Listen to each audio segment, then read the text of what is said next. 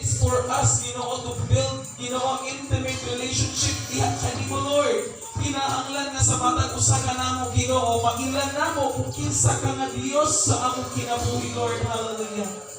Busa kining tanan, Ginoo, ang bisalig ditugyan diha lamang kanimo, Ginoo. Mamuhat ka sa mga panahon, O Dios. Hallelujah. Dalaybon ka sa walay katapusan. Kanimo namo itugyan kining tanan, Lord. And into your hands, Ginoo, we will commit again, Ginoo, Lord. Busa dalaybon ka, pasalamatan, alangkas ka ang tuwan, dalaybon ang iyong pangalan ng Diyos. Sa pangalan ni Jesus, ang Diyos ang manuluwas. Amen. Amen. Panginoon kita isuwa na walang bisan siya sa pagbuhin na Diyos. Kung ikaw ang nagpangina ka sa Diyos. Praise God. So, di na tawaglangan. Kung saan yung oras na to? Karon? Kung may rilo?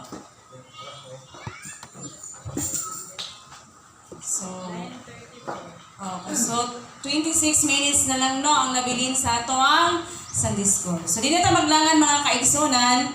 So, ang akong tema nga pagdadaan karon mga kaigsunan, uluhan kini the foundation, no? Ang pundasyon. So, atong niaging simana, ang ato ang tema ato is don't give up, no? Makita ka to sa Galatians 6:9 nga atong paningkamutan nga magahimo kita mga maayong butang aron ang naatay maani, no? Nga pag-abot sa panahon atong maani ang atong mga gipaningkamutan. So karon mga guluhan kinig the foundation. So gikinahanglan ang pundasyon nato is lig-on para dili ta mo give up. Amen? Okay.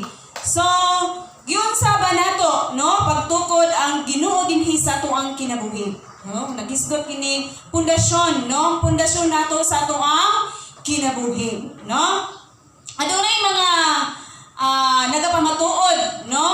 Nga mga kaso nga mga tao dinhi sa Biblia, no, daghana sila, no, na adunay mga basihanan o nagapamatudan nila nga adunay sila sakto nga pundasyon sa ilahang kinabuhi, no?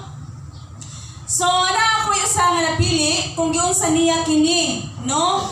O giunsa niya paglig-on og natukod og napamatud-an niya sa iyang kinabuhi, no? Nga sa imo ni ana nagpabilin sa gihapon ang Ginoo diha sa iyang kinabuhi. So, mao na mga kaigsunan ang ako ang tema karon, naguluhan kini siya ang pundasyon, no? The foundation, no? Kung giunsa nato ang ato ang pundasyon diha sa atong buhi nga Dios, ngari sa ato ang kinabuhi, no? Ang ako ang pananglitan, no, nga nagkatukod siya o maayo nga pundasyon sa iyang kinabuhi, atong kuhaan o pananglitan ng kinabuhi ni Jose or Joseph, no? Si Joseph ang anak ni Jacob, no? Si Jacob adunay pila ka anak? 12 ka anak. O isa si Jacob sa anak sa ikaduhang asawa ni Jacob kang Raquel, no? Ang pundasyon nagitukod, no, niya sa iyahang kinabuhi, una mao ang pag-antos, no? Nanumay mong kog pag-antos. Tungod kay nahigaguman niya ang mga pag-antos sa iyahang mga igsuon, no? Kung kita mga anak sa karon manggod kanang pag-antos is mura na siya atong translate sa kanaang usaman kanaang giingon o unsa pa ni challenges, mga challenge na lang, no? Kay mga anak man ta sa Dios, wala na tay pag-antos kundi challenge na sa tuwang kinabuhi, no?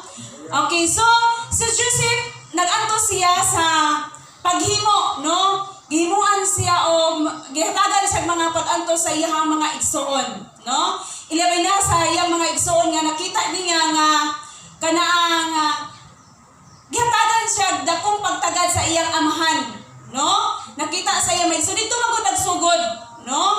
Nga makita gyud niya dito nagsugod niya nasuko, no? Nasuko ang iyang mga igsuon tungod kay nakita nga mas gimahal ni Jacob si Jose, no? O na dungagan pag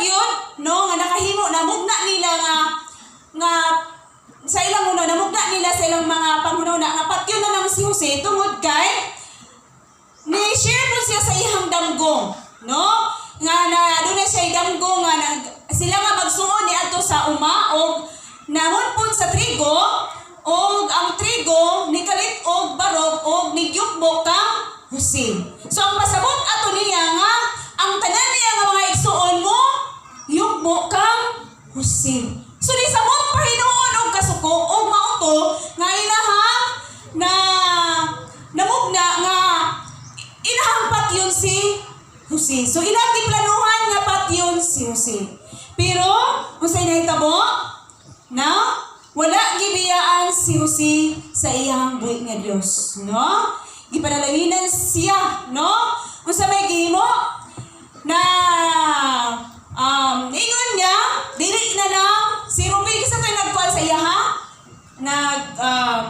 sanda nga dili siya patyon si Ruben, no? Iyara po igsoon anak ni Jacob kang Leah. Okay. So niyon si Ruben nga ayaw na lang na dili na to siya dagmanan, no? Dalhon na lang nato siya sa awaaw ug itambog nato siya sa pinakaalaw nga atabay, no? O niana ni sugot ang iya mga igsoon o kitambog siya, no? So mao to ang mga pag-antos nga iyang naagian sa iyang kinabuhi. O tuod man gitambog siya.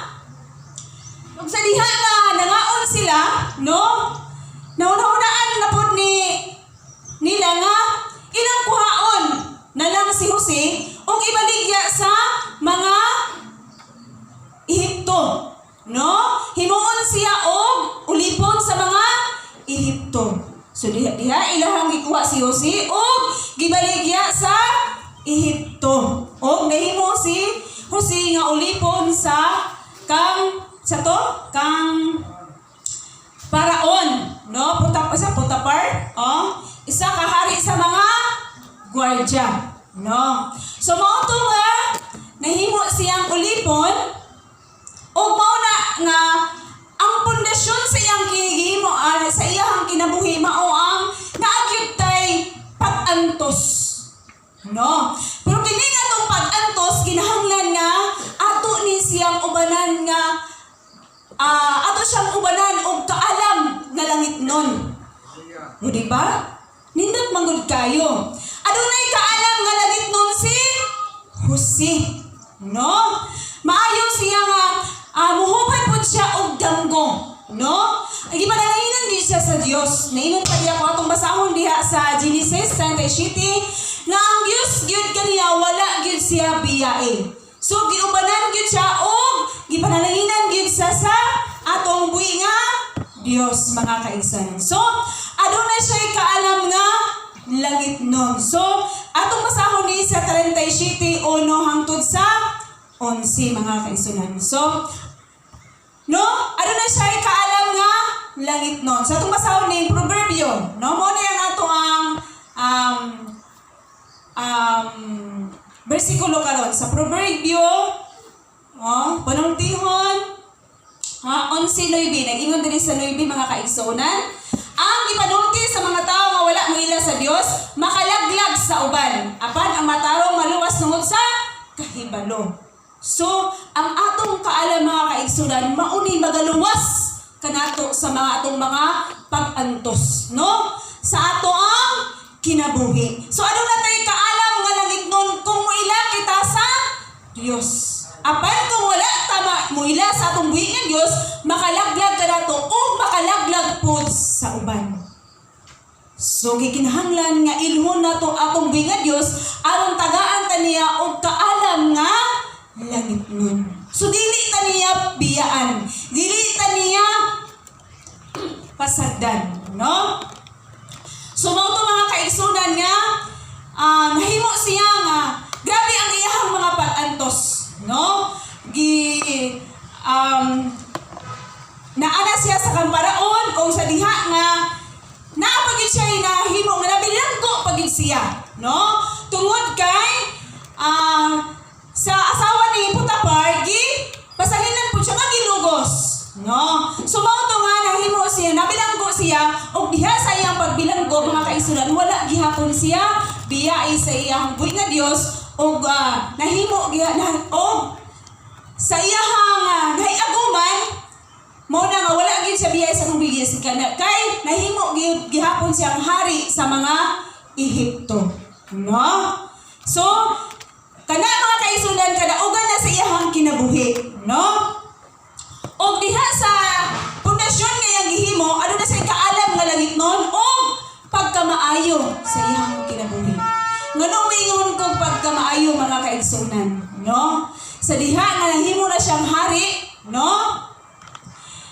Ang iyang mga igsuon, no, niabot man ang kagutom, no? Kagutom na atong panahon na, ang iyang mga igsuon sa diha nga nangayo og tabang diha kaniya, iya gihapon gipasaylo, no? Bisan sa mga nahiaguman niya sa iyang kinabuhi tungod sa iyang mga igsuon, iya gihapon gipasaylo ug iya pagyong gitabangan. So ingon ana ta mga kaigsuonan karon, no? Ako dito maguna-una ko sa akong kinabuhi. Pasalamat ta sa tong binga Dios sa kitagaan tag kusog kabaskog kalikon sa tong panglawas. No? Kung naaman tay tinuod gyud ang maingon nga nagdingon diri sa kalusulatan nga dili kita magtigom og bahandit. No? Kung naaman tay gitagalan man ta og gipayalan man ta og panalangin sa Dios, kinahanglan gyud ay mutabang ta sa uban. No? Dili ta magtigom. Unsa man ato nagtinigom-tigom? Niya wala ta katabang. So gikinahanglan gyud nga mutabang ta kung naay dapat tabangan. Amen. Okay. So mao to nga wala iya gipasaylo ang iyang mga igsuon, no?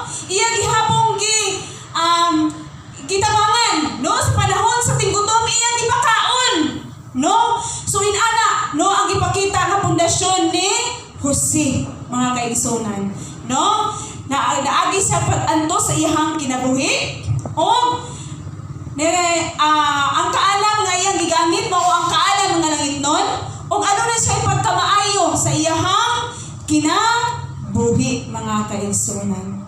So sa atong kinabuhi karon, mga kaigsuonan, kinahanglan magtugot ta og sakto nga pundasyon. Amen ba?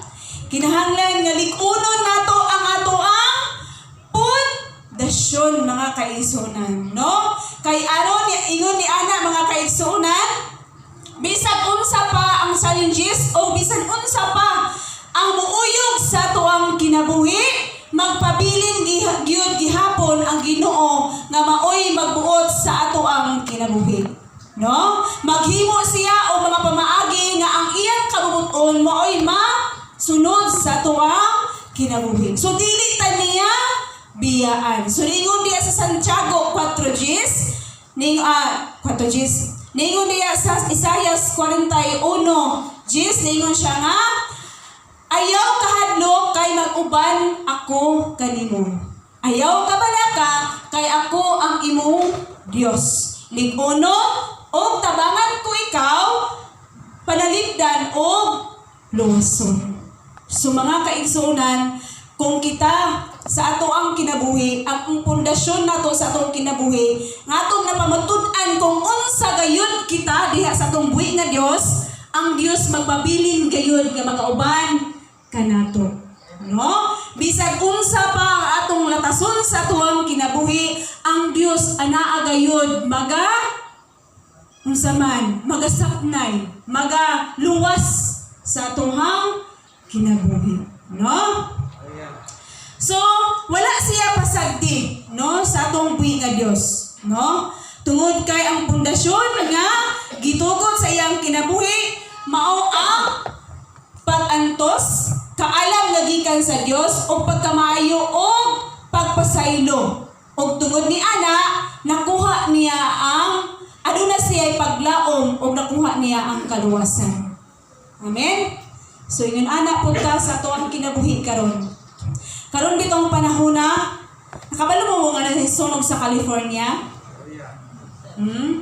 Inyo na mo, ato na hunaon pag-ayo. Dili ta mingon nga, katusunog lang din siya nga ang normal. Imo siyang sabton pag-ayo. Nagkikan sa babaw, manglupad ng agip.